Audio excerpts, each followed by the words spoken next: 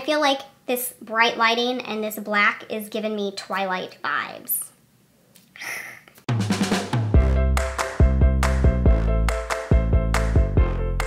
Hey guys, welcome back and welcome to another installment of Shock and Awe, shockingly sucky products and their awesome alternatives. This is basically just my version of a disappointing products video. I tell you about some shit that I hate and then let you know what I think you should buy instead. This one is gonna be a little bit different though because it is all skincare. If you're new, welcome. I am so glad you decided to stop by. I hope you'll hit subscribe so we can see you here next time too. I should probably warn you that we don't do disclaimers on this channel. It doesn't happen. I tell you what I think and you deal with it and we move on with our lives. So let's get started. Let's start with a cleanser. This is the Soap and Glory Deep Purifying Hot Cloth Cleanser, the Ultra Melt. Now my sister brought this back for me when she was in the UK on tour a while ago. Actually, as I'm filming this, she is in the UK again on tour for her new album. I will link her YouTube channel up there if you want to go check it out. But she brought this for me to try out. We did like a little UK haul when she got back last time, and this sucks. Sorry, Elizabeth, but thank you. Thank you for buying it for me. The problem I have with this is that I do like this type of cleanser. So it's one of those that you massage onto dry skin and then you can use a warm washcloth to remove, but this one just doesn't remove anything. So when I've tried to use this to remove my makeup, I've had to go in with like several layers. Like I've had to do it multiple times, which is just not a good thing. I've even tried just using it for removing swatches, like just to kind of try to use it up, and it does not work for that either. So it's pretty much just a fail. The other thing about this is that it smells so strong. It's like a really strong herbally minty smell that I don't hate. Like if I really liked the product, it would probably be okay, but it stings. Like if I get this anywhere near my eyes, it stings. I think maybe it has to do with the scent because it does have that kind of medicinal smell to it. So yes, this is just an absolute fail. I can't get on board. What I use instead is just an oil or a balm cleanser. I like the Pixi Skin Treats Nourishing Cleansing Balm. I brought this as an alternative because I think what's nice about this over an oil is that it's not as messy and it's easier to travel with, and I feel the same way about this Pixi Nourishing Cleansing Balm. I've been through a bunch of these. This is another product that I don't like the scent of, but it does work really well. It's really softening on the skin. It removes all of my makeup. If I take it off with a warm washcloth, I don't get a lot of residue left behind. I've also really been enjoying the Belief Cleansing Gel. I've got that one on my sink. I've been using that one a lot recently, but yes, the Soap and Glory is just a no. So eye creams are a very hotly debated topic in the beauty community. Some people swear by them. Other people think you don't need them. You can just use your regular products under your eyes. I am in the middle. I use one if I have one. I usually just use samples, like deluxe size samples or something, because you don't need very much. It lasts forever. I would love to find a really amazing eye cream because I've got under eye circles that are no joke. Like if I'm out in public without makeup, people think I'm ill. But honestly, I have yet to find an eye cream that does anything to address that. So I was actually really excited to try this. It is from The Ordinary and it is their Caffeine Solution 5% EGCG. It claims to reduce appearance of eye contour pigmentation and of puffiness. So the thing about this is that it is completely useless. It does nothing for my face whatsoever. I used it for weeks because I kept thinking I was gonna see some sort of effect. The problem with this over other eye creams I've used is that it's not even moisturizing. It's not really an eye cream, it's just an eye serum in that it's basically like a little liquid that just, well, that didn't work.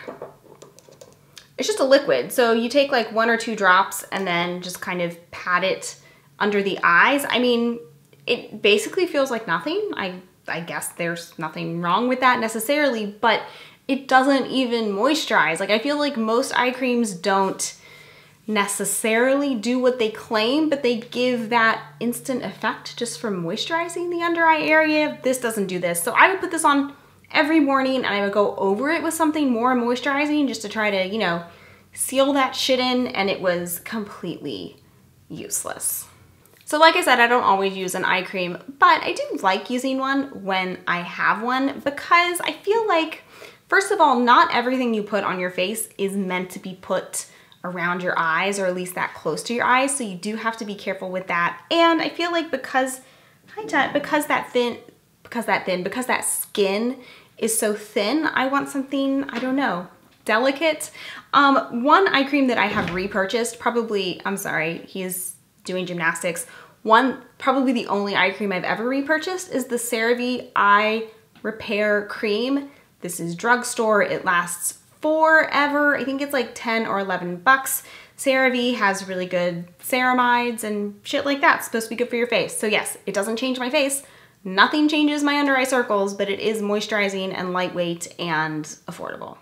So over the summer, I tested out a bunch of SPFs, and I told you guys I was gonna do a big review, big roundup of all these SPFs I reviewed, and I never did. I'm sorry, I did test them all. I even have notes on all of them in my notebook. I just never got around to sitting down and filming the video. Sorry, but I am gonna tell you now about the worst and the best out of all of them. And the worst is probably the worst SPF I've ever put on my face, which is shocking because it's high end and people talk about this brand like it's really good at SPF. Anyway, it is the Shiseido Ultimate Sun Protection Cream Broad Spectrum SPF 50, and this is their Wet Force formula, so it's supposed to be water resistant. This sunscreen is unbearable. Now, I use sunscreen on the daily, whether or not I'm gonna be, you know, at the beach or the pool. Literally could not tell you the last time I went to a pool, but I wear it every day. This was so incredibly disgusting that I saved it after trying it once or twice to wear at the beach. I wore it once at the beach and I could not stomach that either. This sunscreen is dreadful. So this SPF is crazy thick. I mean, just insanely thick. It gives me the most intense white cast ever. Do you see that? I mean, if something looks that white on me and I am basically just like a walking white cast, I am so pale, it is a problem. And then as I'm rubbing it in, I mean, I can eventually get the white cast to kind of diminish, but it is so greasy. This is the greasiest thing I have ever put on my face. Like, it is even grossing me out to have it on my hand and the smell. It is just so perfumed. It's like a very floral, perfumey smell, which I just absolutely despise. And even if I liked floral, perfumey scents, this one's just gross. I cannot for the life of me understand how a high-end brand like Shiseido, who often I hear does nice skincare and nice SPF, could put out a product this dreadful. If I hadn't gotten this in a kit, like as part of a sample kit thing, I would have returned it in a heartbeat. So this definitely fits the definition of shock and awe because I was completely shocked by this. Like, I thought this was gonna be one of the better SPFs I tested out this summer, and it was hands down the worst, by far, disgusting. Do not even go near it. I did, however, this summer find a sunscreen that I really, really love, my new favorite sunscreen. It is the Josie Maran Argan Daily Moisturizer SPF 47. I mentioned this in a favorites video a few months ago. It was another one that I had like a deluxe size sample, and I have finally purchased the full size, and I love this so much. So like a lot of SPFs, this is marketed as a moisturizer that has your SPF in it. I never use SPFs that way. I always do like a full skincare routine and then go in with a separate SPF before I do my makeup, but that's just how I do it. So this is a white product. They have one that is slightly tinted that I think would maybe be better for deeper skin tones. I've tried it before and it is way too deep for my skin tone, but if you're worried about a white cast, that might work for you. It's a little bit more liquidy than the Shiseido one. It's not as thick and greasy.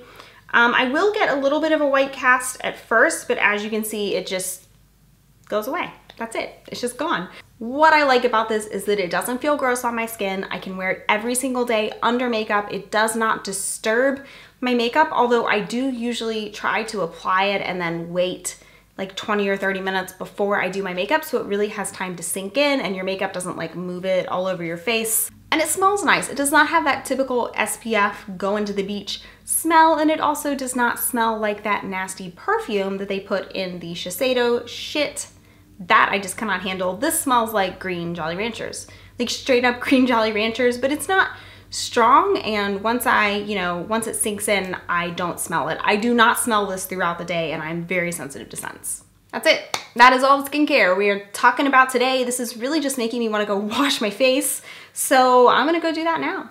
We have reached the most important part of the video. This is the moment when I need you to scroll down to the comments and let me know what skincare you have been hating on recently so that I know to avoid it. We can, commiserate down there in the comments and warn each other off of these terribly shitty products. Thanks for stopping by and hanging out with me today. I will see you guys here next time. Bye. You know what is shockingly sucky? Can we talk about that candle behind me? Do you guys see that candle in there? Have you ever noticed that it is never lit? You're wrong. I turn on that fucking candle every time I sit down to film. You see, I didn't want like an actual flame because I figured Tut would knock it over and we would all die, and I would like to not die right now. And so I got one that's like the flameless, like you turn the switch on and it does nothing. I swear it's on, like look at it. Do you see the faintest flicker? If you have dry skin, you might. So they say this is a moisturizer. So like a lot of SPFs, it's also marketed as a moisturizer. So you can just do like one step. I personally, in some words, I'm hungry. I'm tired and I'm hungry. Why? Because it's nighttime. Why is it nighttime? Because I procrastinated all day. And what do I mean by procrastinated? I mean that I was laying in bed with my cat. Tut, what are you shocked by? What do you think is shockingly sucky? I don't know that you have anything to complain about. Your life is magic. Magic. I wish I had his life.